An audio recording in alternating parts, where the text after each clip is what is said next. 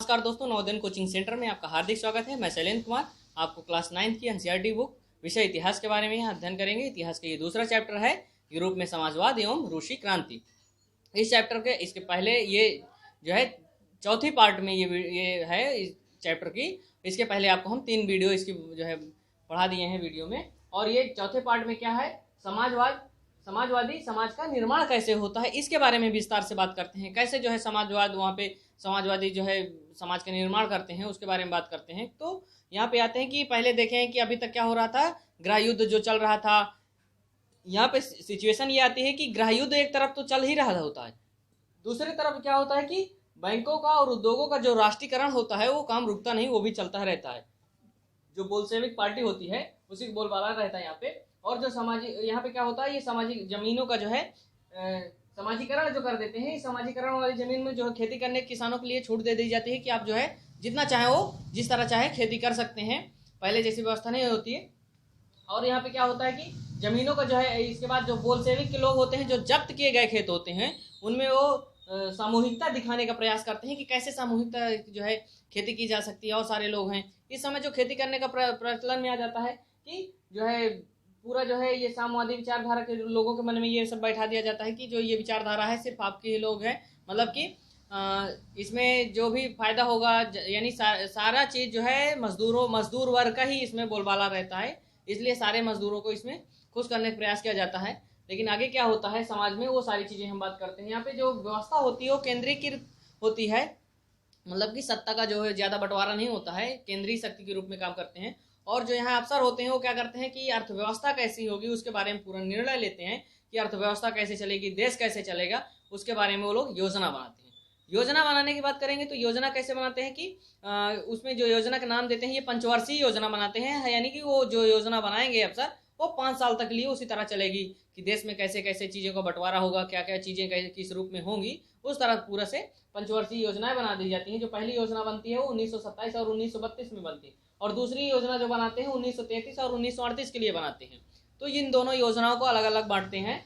और इन योजनाओं की बात करें कि इन योजनाओं में क्या होता है कि जो कीमतें होती हैं इस योजनाओं के द्वारा, प्रथम योजना जो चलती है इसमें क्या होते हैं, कीमतें स्थिर कर दी जाती हैं, ज़्यादा कीमत न बढ़े, जिससे ज़्यादा लोग महंगाई ना हो, परेशान ना हो। दूसरी बात क्या होती है कि उत्पादन की जो वृद्धि करते हैं, जैसे स्टील है या कोयला है, और तेल के उत्पादन में यहाँ 100% उत्पादन वृद्धि दिखती है। इसके बाद क्या होता है कि एक तरफ तो ये उद्योगों में वृद्धि दिख रही है, दूसरी तरफ क्या होती है, कार्य स्थितियाँ बहुत खराब स्थिति रहती है वहाँ पे। सबसे ज़्यादा इसमें देखें तो मजदूर वर्ग पिसता है, और मजदूर वर्ग किस तरह पिसता है उसको देखते हैं कि जो संयंत्र होते हैं 3 साल के भीतर इसको जो है एक संयंत्र बनाने के लिए 3 साल के भीतर टारगेट रखते हैं, और उसको जो है संयंत्र को भी बना लेते हैं। इस संयंत्र बनाने के साथ साथ क्या होता है, यहाँ पे जो भी यानी कि सबसे देखेंगे कि संयंत्र बना रहे हैं, 3 साल का टारगेट रख रहे हैं, तो उसके अंदर ही बना दे रहे हैं। तो ये सब इससे क्या हो रहा है कि यहाँ पे मजदूरों को बहुत सख्त जो है जिंदगी से गुजरना पड़ रहा है। और जो सख्त जिंदगी कैसे गुजर रहे हैं कि ज़्यादा से ज़्यादा काम कराया जा रहा है, जैसे उनको कहा जा रहा है वैसे उनको काम करना है। यानी कि जो उनकी पहले स्वतंत्रता रहती थी वो स्वतंत्रता नहीं है। और इसका जो है उस समय जो दबाव रहता है, इनसे जो सख्त काम करवाया जाता है, उसका क्या दबाव मेन रहता है कि देश का विकास करने के लिए ज़्यादा से ज़्यादा मजदूरों से काम करा के ज़्यादा से ज़्यादा देश का विकास की उन्नति करना चाहते हैं ये बोल्शेविक पार्टी के जो लोग रहते हैं। और इसके बाद वहाँ पे क्या होता है कि पहले साल जो स्टील संयंत्र जो लगता है उसमें 550 बार काम रुकता है।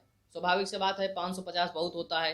क्यों इसमें इतने जो है बार काम क्यों रुका, क्योंकि वहाँ की जो मजदूरों की स्थिति थी, जो वहाँ जिंदगियाँ वो जी रहे थे, बहुत खराब स्थिति से जी रहे थे, इसलिए बहुत वहाँ दिक्कतें होती हैं जिनकी वजह से काम रुकता है। और वहाँ पे एक उदाहरण के रूप में लिया जाता है कि जो मजदूर कैसे ज़िंदगी जी रहे थे, उसमें बताया जाता है कि जो अगर उनको जो है शौचालय तक जाना होता था तो कितनी जो है वो क्या करते थे, 4 मंजिल से नीचे उतरते थे, इसके बाद जो है रोड पार जाना पड़ता था। और जो जिस समय की बात हो रही है, सर्दियों का मौसम था, बहुत जो है वहाँ का तापमान कम रहता, तो कम तापमान में भी वहाँ पे उन लोगों को काम करना पड़ रहा था। इस तरह की सारी दिक्कतें हो रही थी। इसके साथ साथ देखेंगे तो यहाँ मजदूर पिस रहे हैं। इसके साथ साथ मजदूरों के लिए जो भलाई के लिए काम किए जाते हैं वो क्या होते हैं कि मजदूरों और जो है कामगार जो वहाँ पे रहते हैं उनको क्या किया जाता है कि शिक्षा की व्यवस्था की जाती है। शिक्षा की व्यवस्था के साथ उनके लिए विश्वविद्यालय और बालवाड़ियाँ बनाई जाती हैं। बालवाड़ियाँ क्यों बनाई जाती हैं, जो वहाँ की औरतें यानी कि कारखाने होते हैं, कारखानों में औरतें भी काम करती रहती हैं। तो औरतें जब काम करेंगी तो उनके बच्चे भी उनके साथ में रहते हैं, तो उन और यानी औरतें फ्री रूप से काम कर सके तो उनके बच्चे बालवाड़ी में जो है शिक्षा जो है ग्रहण करेंगे और इसके साथ औरतें पूरे मन से काम कर सकेंगी। दूसरी तरफ क्या होता है, मजदूर अगर काम कर और ये शिक्षित हो जाएंगे तो इनको विश्वविद्यालय में जो है के माध्यम से इनको शिक्षित करने का प्रयास किया जाता है कि अगर कुछ शिक्षित हो जाएंगे तो ये क्या होंगे कि एक नियम अनुसार उनको शिक्षित किया जाता है और इसके बाद शिक्षित हो जाएंगे तो उनका ज़्यादा से ज़्यादा उपयोग किया जा सकेगा और वो सही रूप से उत्पादन क्षमता उनकी बढ़ाई जा सकेगी। इस वजह से बहुत सारे प्रयास किए जाते हैं जो मजदूरों की भलाई के लिए भी हों। और इसके साथ साथ मजदूरों के लिए क्या किया जाता है, जो इलाज के लिए उनको जो है सस्ती व्यवस्था कराई जाती है कि उनका सस्ता इलाज हो सके। दूसरे साथ साथ बहुत से व्यवस्था की जाती है कि मजदूरों को रिहायशी मकान मिल सके।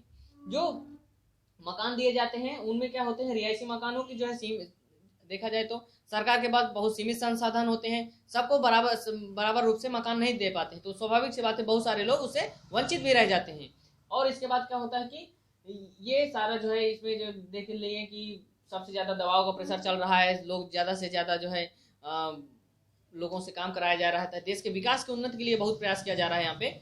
और इसके साथ साथ क्या होता है कि इसी समय बात करते हैं कि इसके बाद क्या घटना वहाँ पे घट रही है। स्टालिनवाद और समूहीकरण की बात करते हैं, ये अगली हेडिंग है। इस हेडिंग की बात करेंगे स्टालिनवाद और समूहीकरण क्या होता है। लेनिन के बाद जो सत्ता आती है वो स्टालिन के पास आती है। जो स्टालिन होते हैं वो क्या, जो स्थितियां यहाँ पे खराब चल रही होती हैं, दबाव होता है विकास का और बहुत सारी चीजें दिक्कतें होती हैं, उसके लिए वो बड़े कदम जो है उठाते हैं और बड़े कड़े नियम बनाते हैं। उसके बाद वो क्या करते हैं कि नियोजित जो अर्थव्यवस्था शुरुआती दौर में खेती समूहीकरण से तबाही रहती है, समूहीकरण की खेती से तबाही रहती है, उससे निपटने के लिए वो क्या करते हैं, बहुत कड़े कदम उठाते हैं। वो उसके बाद क्या होता है कि 1927 और 1928, अभी आपको बताएं 1927 से लेकर 1932 में क्या हुई थी, पहली पंचवर्षीय योजना चालू हुई थी। दूसरी में यहाँ पर बात कर रहे हैं 1927 और 28 में ही क्या घटना होती है कि जो रूस के आसपास शहर होते हैं वहीं पे क्या होता है, भारी अनाजों का जो है ज्यादा से ज्यादा वो क्या करते हैं 1927 और 28 में क्या करेंगे कि वहाँ पे जब रूस के आसपास के शहरों में बहुत ज्यादा अनाज की कमी हो जाती है, तो अनाज की कमी होने से बहुत सारी दिक्कतें आ जाएंगी। तो अब किसी को समझ में नहीं आता कि अनाज की कमी को कैसे दूर किया जा सके, तो इसलिए क्या करते हैं, इस जो स्टालिन रहते हैं और इनके पार्टी के लोग रहते हैं उन सबका मानना रहता है कि जो अनाज है, अनाज की कीमतें तय हैं यानी निश्चित हैं। तो इस वजह से क्या है, व्यापारी और जो कुलक रहते हैं, कुलक बोलते हैं कि जो अमीर किसान होते हैं वहाँ पे उनको कुलक कहा जाता था। तो कुलक और व्यापारी जो होते हैं वो क्या है, अनाज बेच नहीं रहे। इस वजह से इनके पार्टी के लोग मानते हैं कि उनसे जो है अनाज खरीदा जाए। तो इस बेस पे क्या करते हैं, पार्टी के सदस्य जाते हैं और उनसे जबरन अनाज जो है खरीदते हैं। और उनसे अनाज खरीदने के बाद जो स्थिति आती है वो क्या होता है कि वहां से अनाज खरीद लेते हैं। जबरन अनाज खरीदने के बाद स्वाभाविक सी बात है उनके मन में विद्रोह की भावना होगी, पार्टी के प्रति अजीब सी होगी स्थिति आएगी कि उनकी सोच प्रकट होगी। यहाँ पे एक कंडीशन और घटती है कि जमीनों का जब समूहीकरण किया जाता है तो देखेंगे कि 1917 के बाद जब जमीन जो किसानों में दे दी गई थी वो जमीनें फिर से उनको इकट्ठा ले ली जाती है और सरकार के लिए, क्योंकि जब दी गई थी जमीन तो वो बहुत छोटे छोटे भाग में लेकर उसको जो है अपने मन से जिस तरह चाहते थे खेती कर रहे थे। लेकिन अब क्या होता है कि जब समूहीकरण कर दिया जाएगा तो उनको बड़े फार्म बना के बड़े बड़े खेतों में काम होगा, आधुनिक तरीके से होगा, उनमें काम करना होगा। जैसे कटाई होगा तो एक साथ सैकड़ों जो है लोग जाएंगे उसमें काम करेंगे, लेकिन जो उसका मुनाफा होगा वो सब में बांटा जाएगा, ऐसे बताया जाता है और उनको बांटा भी जाता है। लेकिन देखेंगे तो उनकी जिंदगी में कुछ खास परिवर्तन नहीं होते हैं। इस वजह से क्या होता है, उनमें असंतोष का भाव बढ़ जाता है और असंतोष होने से क्या होगा कि उनमें जो है वो सब गुस्सा जाते हैं वहाँ पे। और जो है वो क्या करते हैं, जो जमीनों को यहाँ पे जमीन छीनने के बाद क्या करते हैं, सब जो कुलक होते हैं उनका भी सफाया कर दिया जाता है, किसान होते हैं सबसे जमीन ले ली जाती है। इसके बाद जो क्या करते हैं, सरकार जो है सरकारी नियंत्रण सब पे बना लेती है, सबका सरकार का नियंत्रण होता है सारी चीजों में। इसके बाद क्या होता है कि जो विशालकाय खेत जो है ये सोचते हैं कि विशालकाय खेत बनाना जरूरी है, वो भी बना लेते हैं। इसके बाद जो घटती है समूहीकरण, 1929 में समूहीकरण की जो शुरुआत होती है उससे बहुत सारे लोग गुस्सा जाते हैं, क्योंकि जमीन सारी सब लोगों की चली जाती है, फार्म में काम करते हैं, लोगों में असंतोष का भाव रहता है। तो किसान होते हैं वो गुस्सा जाते हैं और गुस्साए किसान क्या करते हैं, बहुत लोग जो विरोध प्रकट करते हैं उनको कठोर सजा मिलती है।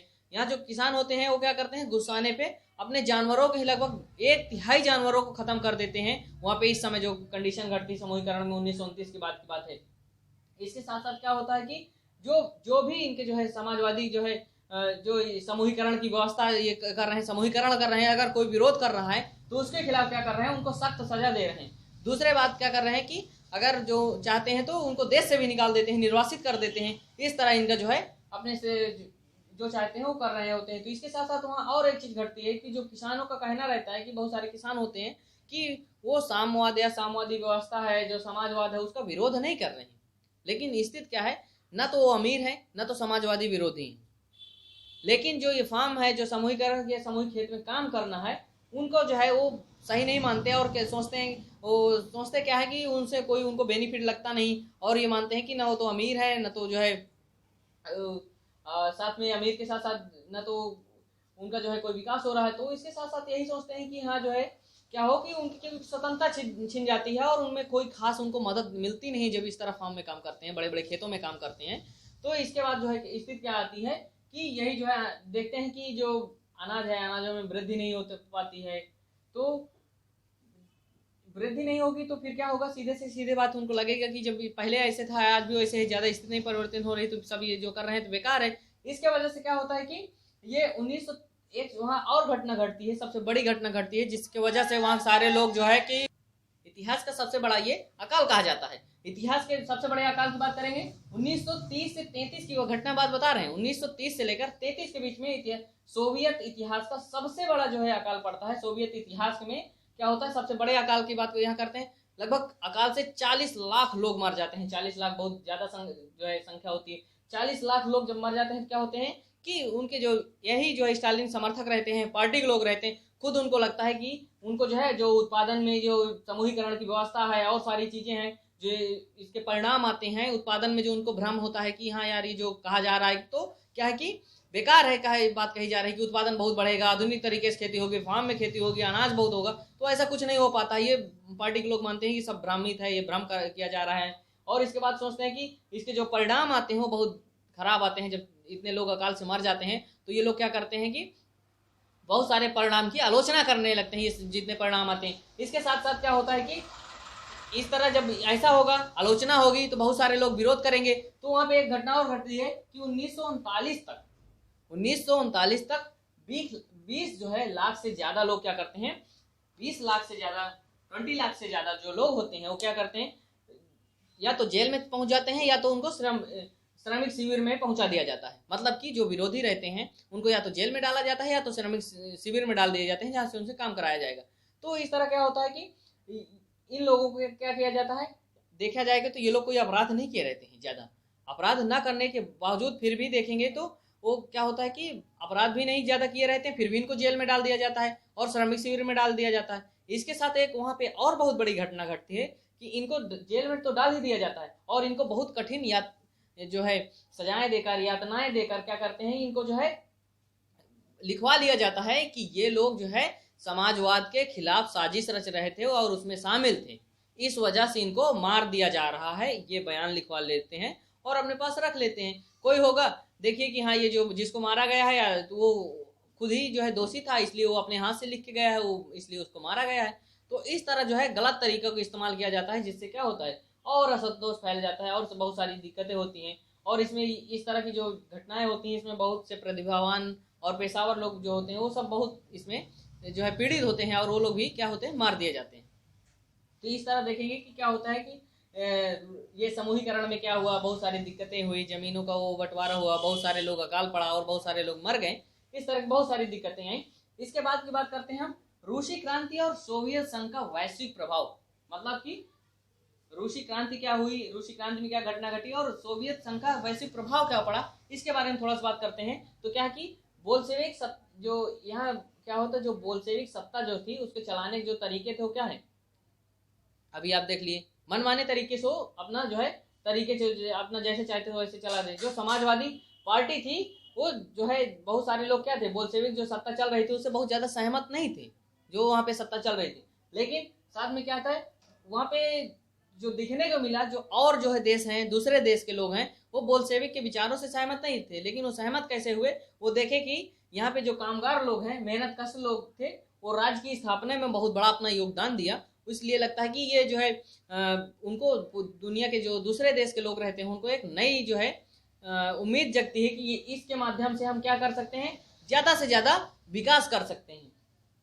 विकास करने के पीछे जो है रीजन है उसको भी अभी बताते हैं कि यहाँ पे क्या है। ये लोग सोचते हैं कि जो कई देशों में क्या होता है, इसके बाद देखते हैं कि यहाँ देखते हैं कि जो है रूस इतना आगे हो गया, उसके जो है क्या कारण है, कुछ ना कुछ तो बात है। अगर जो कम्युनिस्ट पार्टी साम्यवादी व्यवस्था है तो ये बहुत अच्छे विचार हैं और इसी पे अगर चला जाए तो हम अपने देश को बहुत आगे ले जा सकते हैं। इसी को मानते हुए क्या होता है, ब्रिटेन में भी कम्युनिस्ट पार्टी का गठन हो जाता है और ब्रिटेन के बाद जो बोल्शेविक जो और उपनिवेश जो रहते हैं, जो उपनिवेश रहते हैं रूस के, वहाँ पे भी क्या होता है कि वो ये जो है अपने उपनिवेशकों को जो है प्रेरित करते हैं कि आप लोग भी कम्युनिस्ट जो है विचारधारा को अपनाइए, आगे आइए, यानी कि इसको इससे क्या होगा, विकास होगा, लोगों को भला होगा। तो इस तरह की सारी बातें होती हैं।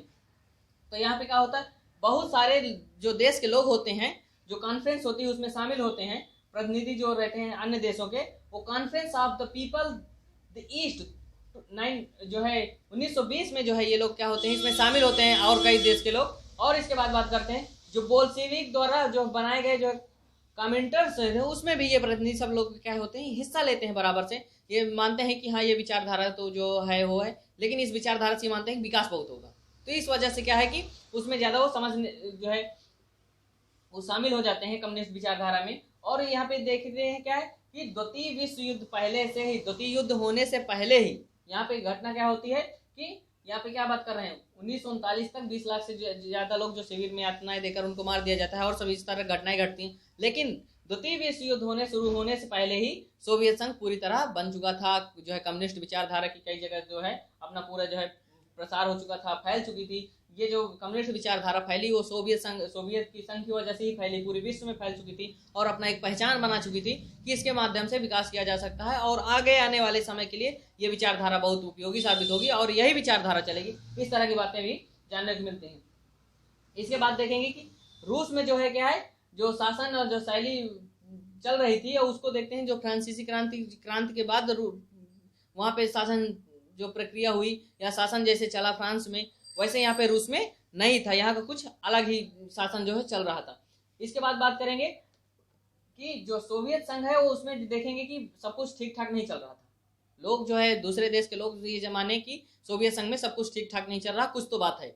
इस बात को क्या देखें कि ये इस बात से यहाँ भी आपको बताया कि हाँ यहाँ पे उम्मीद जागी, कैसे जो है दूसरे देशों को उम्मीद जागी इस बात पे, यानी कम्युनिस्ट पार्टी जो है समर्थक किया, यानी कि उसके विचारधारा पे उसको जो है अपनाए या उस विचारधारा से प्रभावित हुए। उसका मेन कारण क्या हुआ, तो वो ये देखे कि रूस अभी तक क्या था, बहुत पिछड़ा हुआ था और अब ये महाशक्ति कैसे बन गया। इसके बाद क्या है, उद्योगों को जो है ये देखे कि उद्योग बहुत ज़्यादा हो गए, उद्योग बहुत यानी कि उद्योगों में प्रगति कर लिए हैं। इसके साथ साथ देखेंगे कि खेती विकसित हो गई है और अब क्या हो रहा है कि गरीबों को भरपेट भोजन मिल पा रहा है। इस तरह की स्थिति जब दूसरे देश को लोग देखते हैं तो ये कम्युनिस्ट विचारधारा की तरफ क्या होते हैं, आकर्षित होते हैं। लेकिन यहाँ पे क्या होती है, किसानों को तो गरीबों को भोजन तो मिल पाता है, लेकिन भोजन के साथ साथ उनको जो स्वतंत्रता होती है वहाँ पे उस तरह की स्वतंत्रता नहीं मिल पाती। मेन बात ये होती है, और सारी चीज़ें तो ठीक है। दूसरी बात क्या होती है कि विकास के लिए जो दमनकारी नीतियाँ होती हैं, विकास के लिए यहाँ पे क्या किया जाता है, रूस में ज़्यादा से ज़्यादा लोगों का दमन किया जाता है कि विकास होना चाहिए। यहाँ पे विकास के लिए देखें, जो भी विरोध किया समूहीकरण का उसको मार दिया गया, 20 लाख लोग ऐसे मारे गए, 40 लाख लोग उसमें अकाल में मारे गए। तो इस तरह क्या होता है, इतनी बड़ी जो है विपदा आने के बावजूद भी ये सब अपने जो है नीतियों पे चल रहे थे। इसके बाद क्या होता है, ये जो नीतियाँ थी बहुत जो दमनकारी थी, दमनकारी नीतियों को क्या होता है कि अंतर्राष्ट्रीय स्तर पर जो है सोवियत संघ की जो प्रतिष्ठा थी वो कम हो जाती है। अंतर्राष्ट्रीय स्तर पे जो प्रतिष्ठा रहती है वो कम हो जाएगी, क्योंकि ये सोचते हैं कि जो लोग कर रहे हैं वो जो है क्या कैसे है कि दमनकारी नीतियों के बल पर ये अपना विकास किए हैं, ये जो है मानवता के रूप में सही नहीं है। इसके बाद हम बात करते हैं कि रूस में जो यहाँ पे दमनकारी जो नीतियाँ चलती हैं, सारे लोग जो है इसमें जो है बहुत सारे लोगों को जो है दबाव में काम करना पड़ता है, बहुत ज़्यादा काम करना पड़ता है। लेकिन फिर भी अभी भी रूस के ऐसे लोग थे जो कि समाजवाद को जो है आदर्श के रूप में मानते थे और आदर्श के रूप में उसका सम्मान भी करते थे। इसके बाद क्या होता है कि यहाँ पे जो है विकास के लिए जो दमनकारी नीतियाँ होती हैं और उसका जो है आदर्श जो है लोग, यानी दमनकारी नीतियों के बावजूद भी लोग उसको आदर्श मानते हैं, समाजवाद मानते हैं कि अच्छा है। इसके बाद हम देखते हैं कि सभी देशों में समाजवाद के लिए विविध प्रकार से व्यापक पुनर्विचार किया गया। कहने मतलब अलग अलग देशों में क्या होता है कि लोग सोचते हैं कि ये इस साम्यवादी व्यवस्था जैसे है उसमें पुनर्विचार करने की जरूरत है और करते हैं, क्योंकि वो दमनकारी नीतियों को सब लोग पक्ष में नहीं रहते हैं। इस तरह की और सारी बातें होती हैं। अभी आप देखे होंगे कि